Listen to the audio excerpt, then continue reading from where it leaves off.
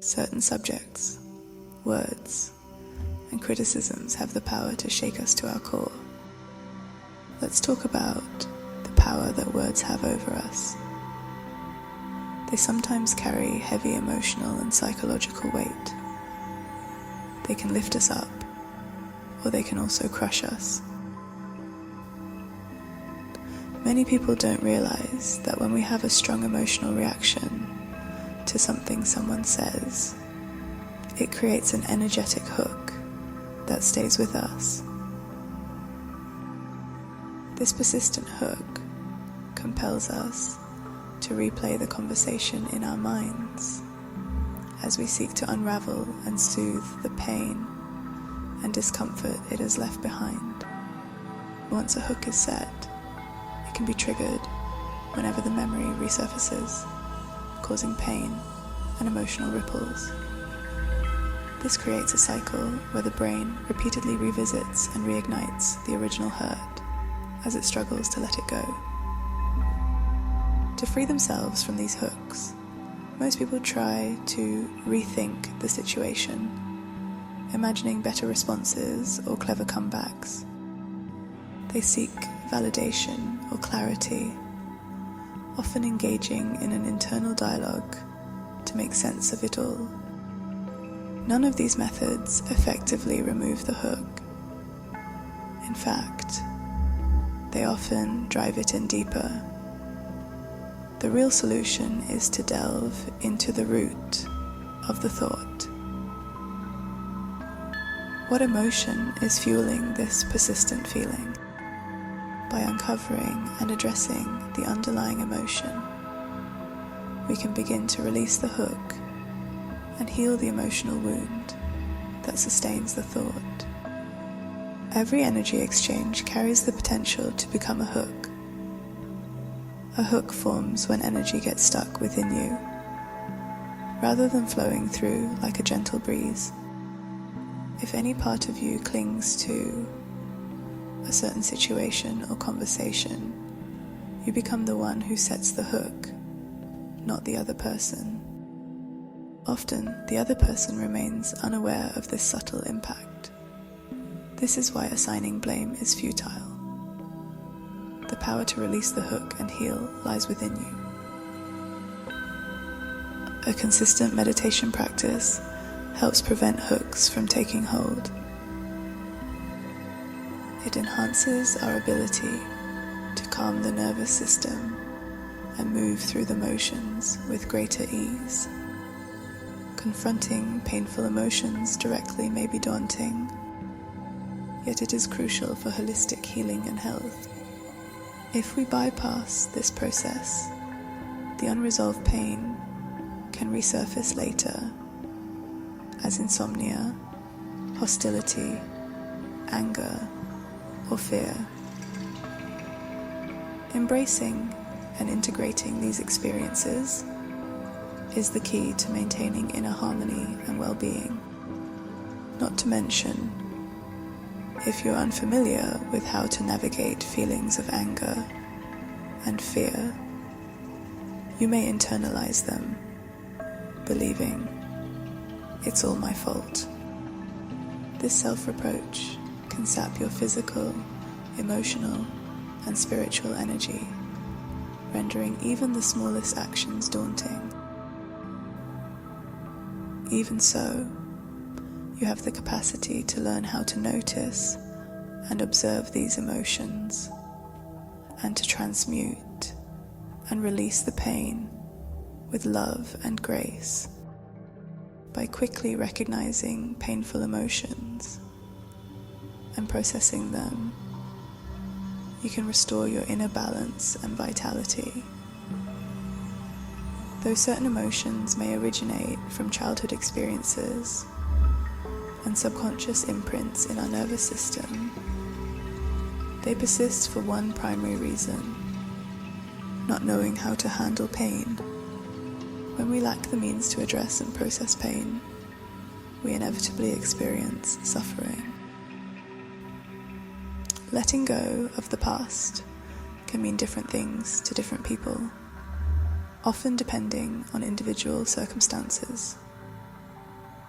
For some, it might involve accepting that a painful event happened and allowing yourself to feel the emotions associated with it rather than suppressing them. For others, it may be about freeing yourself from the burden of resentment, whether it's toward others or yourself. It could also mean recognizing that everyone experiences pain and allowing yourself to heal at your own pace. Whatever it means to you, it's possible to release what weighs heavy on your heart and mind. You can heal, and these tips may help. Consider questioning whether the pain has become comfortable. Sometimes, after enduring emotional pain for so long, it can start to feel familiar and even safe. You might have internalized it as part of your identity. Holding on to anger towards someone can create a sense of comfort, allowing you to maintain emotional distance and a sense of self-righteousness. Ruminating on the same negative thoughts may affect your mood, relationships, and even hinder your ability to make meaningful changes in your life. Next, consider taking accountability. This doesn't mean blaming yourself for past events. Rather, it involves recognizing the energy you spend dwelling on memories and feelings that no longer define your present reality. It's about choosing to focus your attention elsewhere. Taking accountability is also about claiming your power and deciding others will not control how you feel or live your life. Maybe you didn't have a say in what hurt you in the past, but you have a say now. You can choose where you put your mind and heart today. You are not what happened to you. You are who you choose to become. So focus on the lessons you've learned from this pain. What have you learned about relationships, love, yourself, and life from your hurtful past experiences? Your first response to this question may be to think of the negatives you may have learned. It's natural and valid. If this is your first reaction, try to pause and consider focusing on a few positive outcomes. For example, have you become more resilient? Have you deepened your connection to yourself and learned valuable insights through this experience? What coping skills have you developed to navigate life's challenges? Do you now have a clearer understanding of what you don't want in life?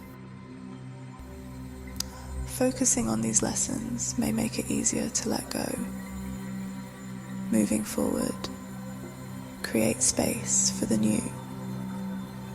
Focusing on past events can crowd your heart and mind, leaving little room for fresh experiences that may bring you joy. Cultivate gratitude to help you focus on the positive aspects of the present.